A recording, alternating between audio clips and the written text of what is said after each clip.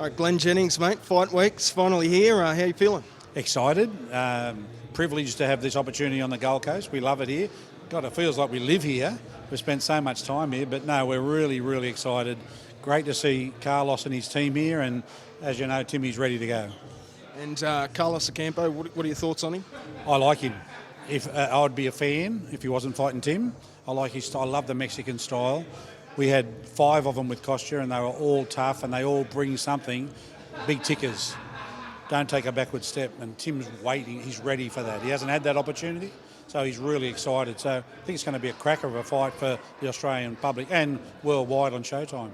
How did the fight sort of come about, the Ocampo fight? Oh, look, you know the situation with Charlo. We were in America ready to go January 28, and Charlo broke his hand, and we sort of knew right from the get-go this is going to be a long holding pattern.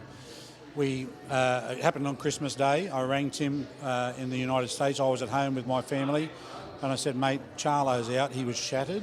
I said, we are going to fight again very soon, and so stay in camp and stay preparing. It's going to be a top 5 fighter. And he said, I trust you. I said, we're doing it. Matt and I, on Christmas Day, spent all day, and we got Tony Harrison agreed that day to fight Tszyu. It took some time because there were some others that came into the scene and we had to go through that.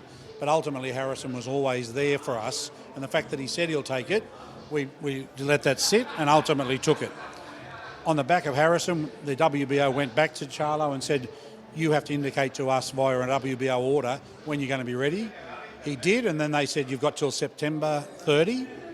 And so that date range is in play right now. Unfortunately, September 30 is not ideal for Australia because NRL Grand Final, Bathurst, all those things. So it may be a couple of weeks later.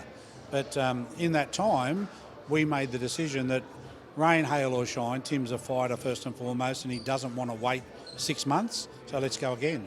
And Carlos, to his credit, put his hand straight up. And he's got that ranking and he's got that style. For us, it wasn't about getting a 1, 2 or 3 fighter. We wanted something that would bring a challenge out for Tim to prepare him for Charlo. In your experience, I guess, how important is it to stay active and how does that help a fighter? It's above important, it's critical. The difference between the Tszyu and the others is that Tim will fight, let's just say Charlo turns around tomorrow and says, I can't fight till February, we'll go again. Without a doubt, we'll fight again in December. It's critical, and you only got to look at all of those boys, especially from overseas, that have had time off either through COVID or injury. They're all coming back and they're all getting beat.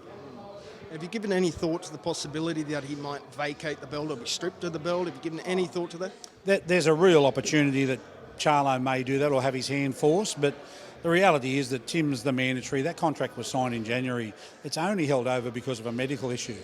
So I don't think Jermell, it's in his DNA to walk away after all of this. I think he still thinks Tim's going to be a pushover, and we hope he does because that's good for us. But I just don't see that Jermell will want to not fight Tim, and we'll take his belts and bring him home. How big is that fight, Charlo versus Tszyu? Undisputed. It is huge.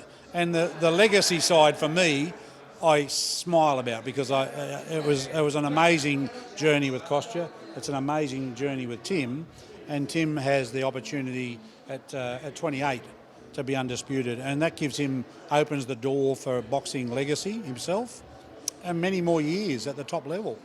So I don't think it gets much bigger. I honestly don't. Of course, he could go one belt at a time, and he would win them all anyway. But gee. It aligns about every 5 years that one champion holds all the belts because it takes that long to get them all. And Charlo went about it the tough way. He won them one by one by one. Tszyu gets to go in and crack him in the first and take him home.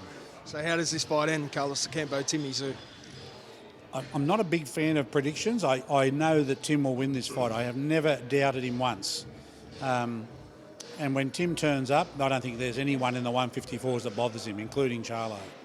I would think that if I was going to say something, I would love to see it over before 6 so we can go home, have a little celebration, no injuries, get him ready to go for Charlo. Now, and the key to Tszyu, big win last time out. What are your thoughts, what are your reflections, I guess, on that fight? I love Nikita. He's a different kettle of fish, and we've got two polar opposites in brothers. And Nikita's an excitement machine.